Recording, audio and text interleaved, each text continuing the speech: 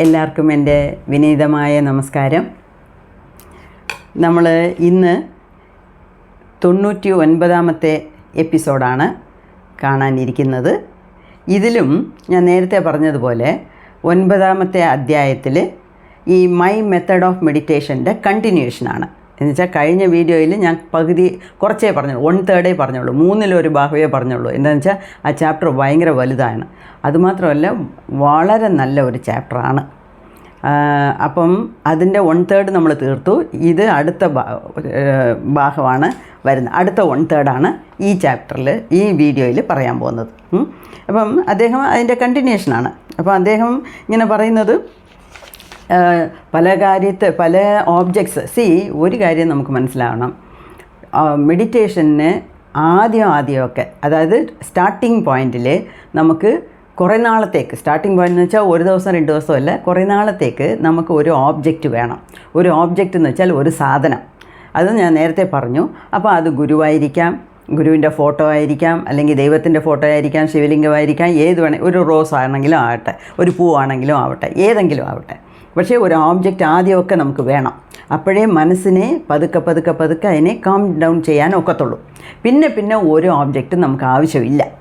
അതൊക്കെ നല്ല ഉയർന്ന തളത്തിൽ വരുമ്പോഴാണ് അങ്ങനെയൊക്കെ നമ്മൾ വരുന്നത്. അപ്പം ഇവിടെ സ്വാമി മുക്താനന്ദ പറയുന്നത്, അദ്ദേഹവും പല മെത്തേഡ്സ് ട്രൈ ചെയ്തു. അതിൽ അങ്ങേർക്ക് കിട്ടിയത്, ക്ലിക്കായ ഒരു സംഭവം എന്ന് പറയുന്നത് അദ്ദേഹത്തിൻ്റെ ഗുരുവാകിയ ഭഗവാൻ നിത്യാനന്ദയുടെ പുറത്ത് മെഡിറ്റേറ്റ് ചെയ്യുന്നതാണ് അദ്ദേഹത്തിന് ക്ലിക്കായത്. അതായത് അതിലാണ് അദ്ദേഹത്തിന് അനുഭൂതി കിട്ടിയത് എന്നാണ് പറയുന്നത്. അപ്പം എന്തുവാ ഇപ്പോഴൊക്കെ സ്വാമി മുക്താനന്ദ മെഡിറ്റേഷൻ ധ്യാനം ചെയ്യാനിരിക്കുമ്പം ആ ഹാളിൽ ഒരു മൂല സ്ഥലം കണ്ടുപിടിച്ച് വെച്ചിട്ടുണ്ടല്ലോ. ആ സ്ഥലത്ത് പോയി ഇരുന്ന് ആദ്യം ദൂരേന്ന് ഗുരുവിനെ നോക്കിക്കൊണ്ടിരിക്കുക. അപ്പോൾ ഗുരു എങ്ങനെ, ഗുരു പല്ലൊക്കെ നല്ല ഇറുക്കി പിടിച്ച്, ലിപ്സ് ചുണ്ടൊക്കെ നല്ല മൂടി, പക്ഷേ തൊണ്ടേന്ന് ഒരു സൗണ്ട് വരും ചിലപ്പോൾ. പക്ഷേ ഇങ്ങനെ കണ്ണടച്ച്, അരക്കണ്ണ് അടച്ച് ഇങ്ങനെ ഇരിക്കും. ചിലപ്പോൾ ഇങ്ങനെ ആടും, ചിലപ്പോൾ ഇങ്ങനെ ചിരിക്കും, ചിലപ്പോൾ ഇങ്ങനെ ശബ്ദമിടും.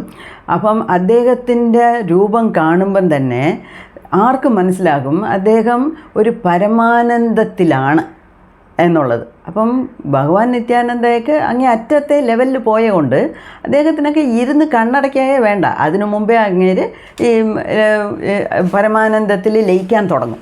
അപ്പം അദ്ദേഹം ഇങ്ങനെ ലയിച്ച് ഇങ്ങനെ ഇരിക്കുന്നത് നമ്മുടെ സ്വാമി മുക്താനന്ദ കാണും. അവിടെ മൂലയിലിരുന്ന് കണ്ട് അങ്ങനെയാണ് മുക്താനന്ദ തൻ്റെ ഗുരുവിനെ വിചാരിച്ച് മെഡിറ്റേറ്റ് ചെയ്യാൻ തുടങ്ങുന്നത്. അങ്ങനെ മെഡിറ്റേറ്റ് ചെയ്ത് അദ്ദേഹവും, അതായത് സ്വാമി മുക്താനന്ദയും അതുപോലെ തന്നെ ചെയ്യും. ഓക്കെ, അതുപോലെ പല്ലൊക്കെ അദ്ദേഹത്തിന് ഇങ്ങനെ പിടിച്ച് കൂട്ടിയിരിക്കുന്ന മാതിരിയും, ലിപ്സൊക്കെ കൂട്ടി പിടിച്ചിരിക്കുന്ന മാതിരിയും, അങ്ങനെ അതുപോലെ ഇങ്ങനെ ഗുരുവിൻ്റെ ഏത് രൂപം മനസ്സിൽ വിചാരിച്ച് ധ്യാനിക്കുന്നോ അതേ രൂപമാകും. പിന്നെ അദ്ദേഹം പറയുന്നത്, ഞാൻ ഗുരുവിനെ വിചാരിച്ച് ധ്യാനിച്ച് ഞാനേ അങ്ങ് ഗുരുവാകും. അത്രയ്ക്ക് അതിനോട് ഐക്യമായാണ് അദ്ദേഹം ധ്യാനിക്കുന്നത്. അപ്പം പിന്നെ അങ്ങനെ കുറേ നേരം ധ്യാനിച്ചിരിക്കുമ്പം മനസ്സ് വിട്ടുപോകുമെന്ന് വെച്ചാൽ വീണ്ടും മനസ്സ് നമ്മുടെ മനസ്സേ ഇങ്ങനെ കാത്തിരിക്കുവാണ് എൻ്റെ ഒറിജിനൽ സ്വഭാവം എപ്പം വെളിയിൽ കൊണ്ടുവരാമെന്ന്. അതായത് മങ്കി മൈൻഡ് എപ്പം എൻ്റെ ഒറിജിനൽ സ്വഭാവം എടുക്കാമെന്ന് കാത്തിരിക്കും. അപ്പോൾ കുറേ നേരം ഇരുന്ന് മെഡിറ്റേറ്റ് ചെയ്യുമ്പം അത് പിന്നെയും മനസ്സ് ചഞ്ചലപ്പെടാൻ തുടങ്ങും. അപ്പോൾ ഇദ്ദേഹം എണിച്ച് ഇങ്ങനെ നടക്കും, മിണ്ടാതെ കുറച്ച് നേരം നടന്നിട്ട് വീണ്ടും വന്ന് അതേ സ്ഥലത്തിരുന്ന് മെഡിറ്റേറ്റ് ചെയ്യാൻ തുടങ്ങും. അങ്ങനെ അപ്പോൾ ഈ നടക്കുമ്പോൾ മാത്രമേ അദ്ദേഹത്തിന് ഞാൻ മുക്താനന്ദയാണ് എന്നുള്ള തോന്നൽ. ബാക്കി എല്ലാ സമയത്തും ഞാനും നിത്യാനന്ദയാണ് എന്നുള്ള വിചാരത്തിലാണ് അദ്ദേഹം മെഡിറ്റേറ്റ് ചെയ്യുന്നത്. പിന്നെ മെഡിറ്റേഷൻ ചെയ്യുമ്പം എല്ലാ ദൈവത്തിനെയും, കാട്, മല, ഹിമാലയാസ്, വെള്ളം, നദി, കടൽ, നമ്മുടെ തലയ്ക്ക് മീതെയുള്ള സ്ഥലം, താഴെയുള്ള സ്ഥലം, 4 ചുറ്റിലുമുള്ള ദിക്കുകൾ, സകലതും എല്ലാം നിത്യാനന്ദയിൽ അടങ്ങിയിരിക്കുന്നു എന്നുള്ള വിചാരമാണ് അദ്ദേഹത്തിൻ്റെ മനസ്സിൽ. അപ്പം അങ്ങേര് മുക്താനന്ദ പറയുന്നത്, ഞാൻ ഒരു 60 മോളി മഹാന്കളെ കണ്ടിട്ടുണ്ട്. 60 മുകളിൽ എന്ന് വെച്ചാൽ നമ്പേഴ്സ്, അത്രയും മഹാന്കളെ. അവർ ഇത്രയും 15 വയസ്സിൽ വീട്ടിൽ നിന്ന് വെളി വന്നതല്ലയോ. അപ്പം ഇത്രയും വർഷത്തിലിടയ്ക്ക് ഞാൻ 10-60 മഹാന്കളെ കണ്ടിട്ടുണ്ട്, സംസാരിച്ചിട്ടുണ്ട്, സാധുക്കളെ കണ്ടിട്ടുണ്ട്, സന്യാസിമാരെ കണ്ടിട്ടുണ്ട്. ചില തുണിയേ ഇല്ലാതെ ഹിമാലയത്തിൽ തപസ് ചെയ്യുന്ന അവധൂതന്മാരെ കണ്ടിട്ടുണ്ട്. എല്ലാവരെയും ഞാൻ കണ്ടിട്ടുണ്ട്. പക്ഷേ ഇവരെല്ലാം ഒരു കാര്യമാണ് പറഞ്ഞത്, അതായത് മെഡിറ്റേറ്റ് ഓൺ യുവർ ഗുരു. അപ്പം നമ്മൾ പലരുടെ അടുത്ത് സംസാരിക്കുന്നത് നമ്മുടെ സംശയങ്ങൾ മാറാനല്ലേ.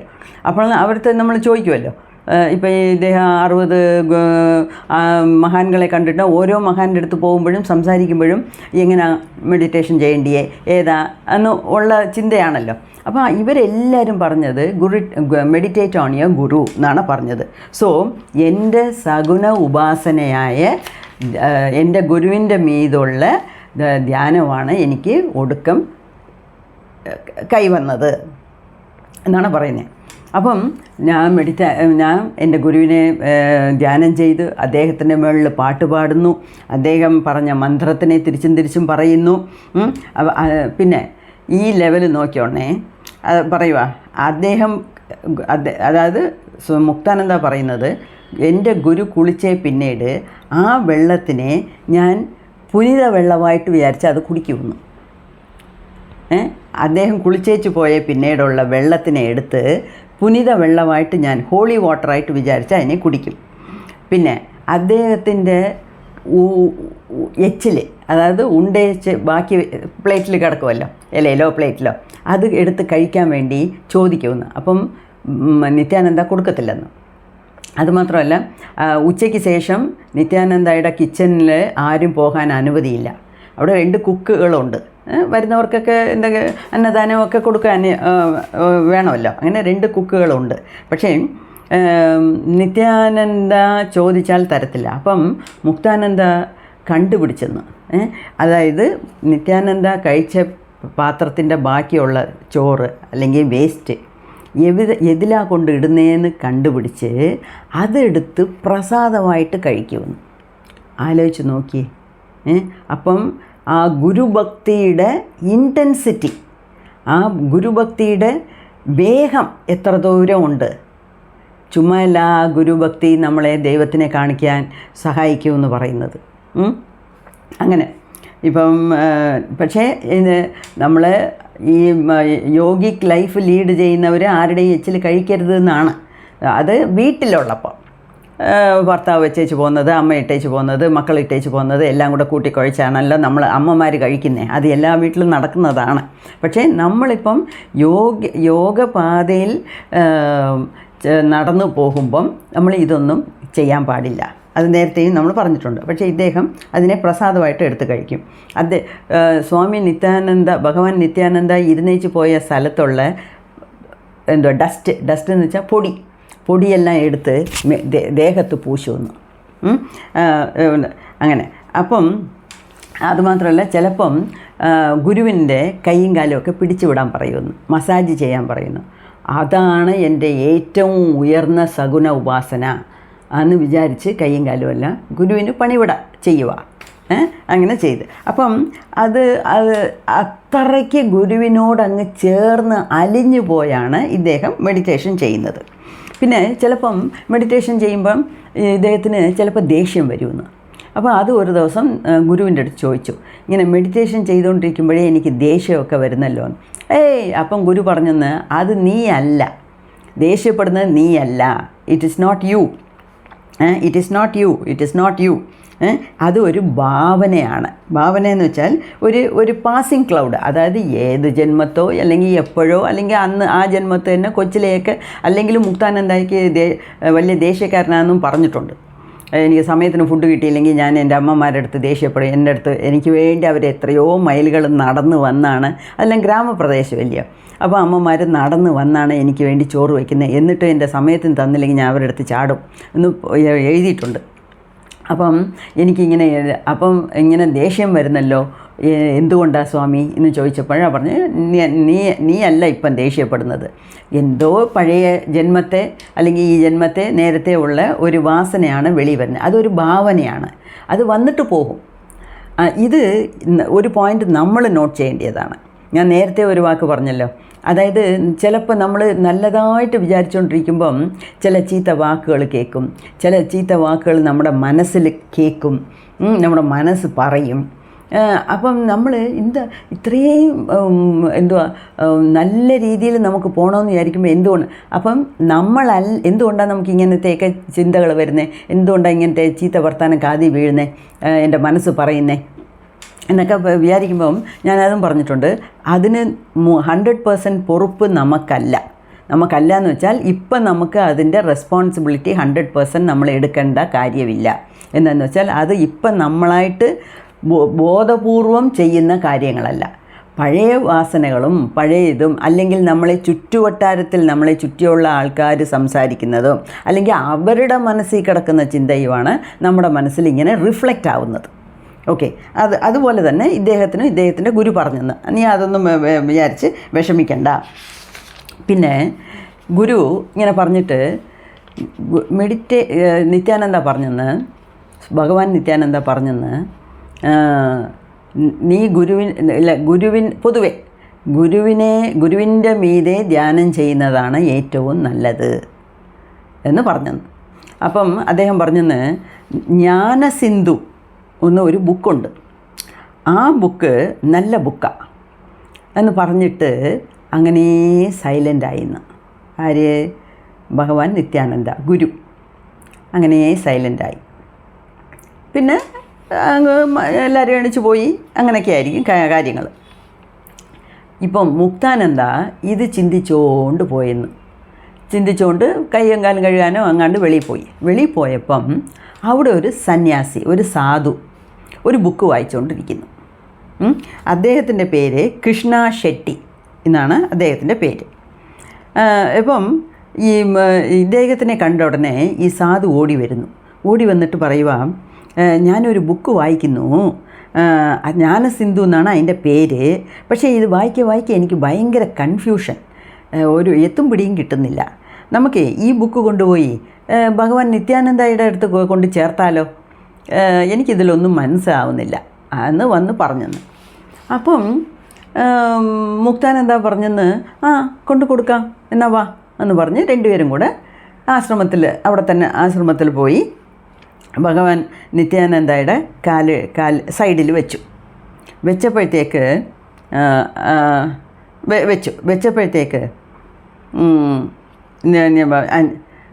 ഉടനെ നിത്യാനന്ദ മുക്താനന്ദയെ കണ്ടു പറഞ്ഞെന്ന്, യു ടേക്ക് ഇറ്റ്, അപ്പം നീ എടുത്ത് കൊണ്ടുപോയി വായിൽ എന്ന് പറഞ്ഞെന്ന്.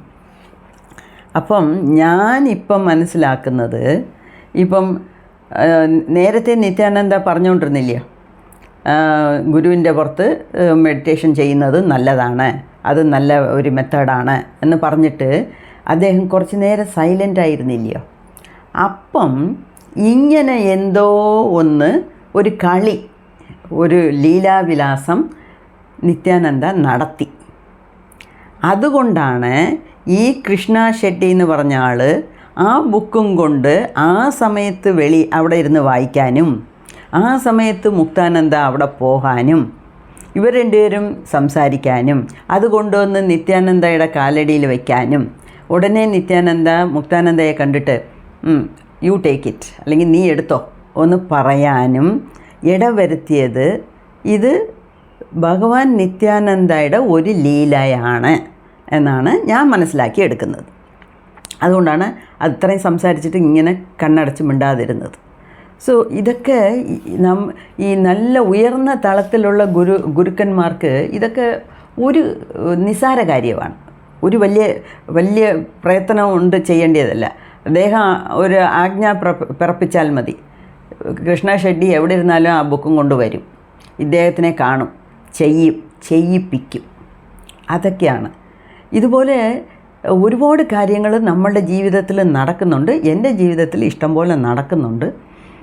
പക്ഷേ നമ്മളതിനെ അലേർട്ടായിട്ടിരിക്കണം, ഷ്രൂഡായിട്ടിരിക്കണം, അതായത് കൂർന്ന് ഗവനിക്കണം. ഇത് ഈ കണക്റ്റിംഗ് ദ ഡോട്ട്സ് എന്ന് പറയത്തില്ലേ, അതായത് ഇതങ്ങനെ ഇതിങ്ങനെ. ഇപ്പം ഞാൻ എങ്ങനെ ഇതിനെ കണക്ട് ചെയ്ത് പറയുന്നോ അങ്ങനെ മുക്താനന്ദ, ഇപ്പം ഞാൻ പറഞ്ഞത് മുക്താനന്ദ എഴുതിയിട്ടില്ല, പക്ഷേ എൻ്റെ മനസ്സിൽ തോന്നുന്നു, അതാണ് കാര്യം. ഇപ്പം ഇത് ഈ കൃഷ്ണ ഷെഡ്ഡിയെ വരുത്തിയതും കൊണ്ടു തന്നതും ആ ബുക്ക് എങ്ങനെയെങ്കിലും മുക്താനന്ദയുടെ കയ്യിൽ കിട്ടണമെന്ന് ഗുരു വിചാരിച്ചു, അത് നടത്തി. അതാണ് അവിടെ ഗുരുവിൻ്റെ മഹാത്മ്യം. ഓക്കെ. പിന്നെ നമ്മുടെ മുക്താനന്ദ അതിനെ 2 കൈ കൊണ്ടൊന്ന് എടുത്ത് പ്രസാദം പോലെ 2 കൈ കൊണ്ടും സ്വീകരിച്ചുകൊണ്ട് പോയി. അത് വന്ന് കന്നഡയിൽ എഴുതിയ ബുക്കാണ്, കന്നഡ ലാംഗ്വേജിൽ എഴുതിയ ബുക്കാണ്. കന്നഡയാണ് മുക്താനന്ദയൊക്കെ അവിടെ സംസാരിക്കുന്നത്. അപ്പം അദ്ദേഹം നേരത്തെ ഈ ജ്ഞാനസിന്ധു 2 പ്രാവശ്യം വായിച്ചതാണ്. എന്നിട്ടും ഗുരു കൊടുത്തപ്പം അതിൻ്റെ പവർ വേറെയാണ്, അതിൻ്റെ മഹിമ വേറെയാണ്. അങ്ങനെ തിരിച്ചു കൊണ്ടുപോയി ആ ഹാളിൽ അദ്ദേഹത്തിൻ്റെ സ്ഥലത്തിരുന്ന് അതിൽ ഈ മെഡിറ്റേഷൻ ഓൺ യുവർ ഗുരു എന്നൊരു ചാപ്റ്റർ ഉണ്ട് പോലും, അതിനെ എടുത്ത് വായിക്കാൻ തുടങ്ങി. അപ്പോൾ അങ്ങനെ വായിച്ച് വന്നപ്പോഴാണ്, അതുകൊണ്ട് തന്നെയാണ് ഇദ്ദേഹത്തിന് മുക്തി കിട്ടിയത്. അതായത് ഈ ആനന്ദമല്ല, പരമാനന്ദം, ബ്ലിസ്ഫുൾ സ്റ്റേറ്റ്. അതായത് 5ാമത്തെ കോശ പറഞ്ഞിട്ടുണ്ടല്ലോ, ആനന്ദമയ കോശം. ആ ബ്ലിസ്ഫുൾ സ്റ്റേറ്റിൽ കൊണ്ടെത്തിച്ചത് ഇദ്ദേഹം ഈ ബുക്ക് വായിച്ചതും ഈ കൂടുതൽ അതായത് പല കാര്യങ്ങൾ ഇങ്ങനെ നടക്കുമ്പം നമ്മളുടെ മനസ്സിലുള്ള ഐഡിയനെ ഉറപ്പിക്കുന്നു. ഓക്കെ. ഒരു കല്യാണം പല ആലോചനകൾ വരുന്നു, പിന്നെ അതിനെ നിശ്ചയം എന്ന് പറഞ്ഞ് നമ്മൾ ഉറപ്പിക്കുന്നു. അതുപോലെ ഗുരുഗീത എന്നൊരു ബുക്ക് പഠിച്ചു, തുക്കാരാം മഹാരാജ് എഴുതിയത് വായിച്ചു. ഇനി ഈ ജ്ഞാനസിന്ധുവിനെ കുറിച്ച് ഇദ്ദേഹം പറയാനിരിക്കുന്നേ ഉള്ളൂ. ഇപ്പം ജ്ഞാനസിന്ധു വായിച്ചു. അപ്പോൾ ഈ ഗുരുവിൻ്റെ വായി കൊണ്ടേ മൊഴിഞ്ഞു. എന്തു പറഞ്ഞു? മെഡിറ്റേറ്റിംഗ് ഓൺ ദ ഗുരു, നീ ഗുരുവിനെ ധ്യാനം ചെയ്യുന്നത് നല്ലതാ എന്ന് വേറെ പറഞ്ഞു. അപ്പോൾ ഇതെല്ലാം കൂടെ ഒന്നിച്ച് ചേർന്നപ്പം ഇദ്ദേഹത്തിന് 100% 100% കൺഫേമായി, ഞാൻ ഇനി ധ്യാനിക്കാൻ പോകുന്നത് എൻ്റെ ഗുരു ഭഗവാൻ നിത്യാനന്ദയാണ് എന്ന് കൺഫേം ചെയ്ത് അങ്ങേര് അത് തന്നെയാണ് ചെയ്തത്. അപ്പം ഇതിൽ ഈ ജ്ഞാനസിന്ധുവിനെ പറ്റി കുറച്ച് പറയുന്നുണ്ട്. ഈ ജ്ഞാനസിന്ധുവിനെ എഴുതിയത്, അദ്ദേഹത്തിൻ്റെ പേര് ശ്രീ ചിദാനന്ദ അവധൂത്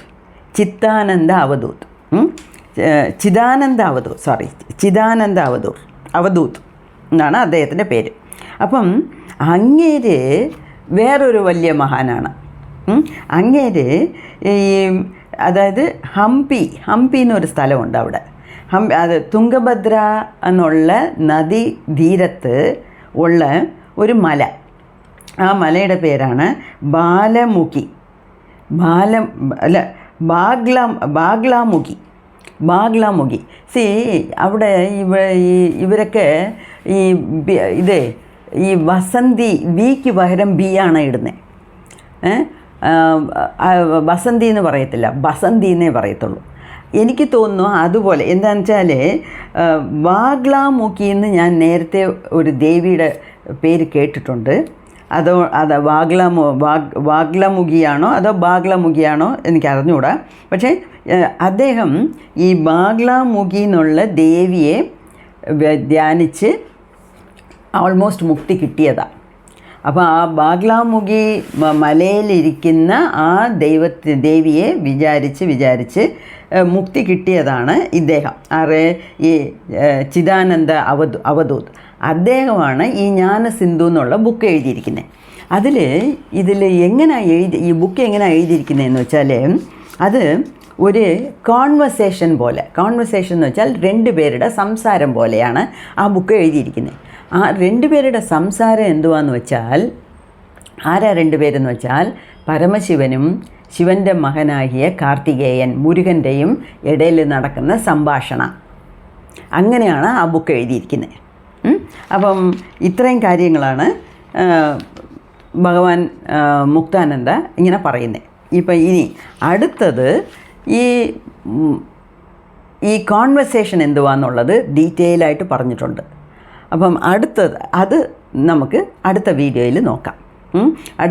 അടുത്ത വീഡിയോയോടുകൂടി ഈ ചാപ്റ്റർ 9ാമത്തെ ചാപ്റ്റർ നമുക്ക് തീർക്കാം.